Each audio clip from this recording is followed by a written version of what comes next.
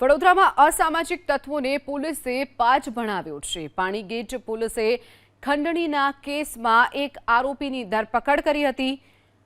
David નામનો આરોપી રીઢો ગુનેગાર છે। પાથરવણાવાડા પાસેથી તે રૂપિયા ઉઘરાવતો હતો। ડેવિડની ધરપકડ બાદ પોલીસ તેને લઈ સ્થળ પર પહોંચી અને ઘટનાનું રિકન્સ્ટ્રક્શન કર્યું। આરોપી ડેવિડ 3 મહિનાથી ખંડણીના કેસમાં વોન્ટેડ હતો।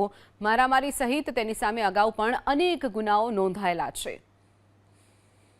ડેવિડ નામના આરોપીની પોલીસે ધરપકડ કરી અને તેને કાયદાનું ભાન કરાવ્યું હતું। ડેવિડ નામનો જે શખ્સ હતો તે પાથરણાવાળાઓ પાસેથી રૂપિયા ઉઘરાવતો હતો। આ પહેલા તેની સામે મારામારી અને ખંડણીના પણ અનેક ગુના નોંધાઈ ચૂક્યા છે। ત્યારે પોલીસે ઘટના સ્થળે લઈ જઈ અને ઘટનાનું રિકન્સ્ટ્રક્શન કરાવ્યું હતું।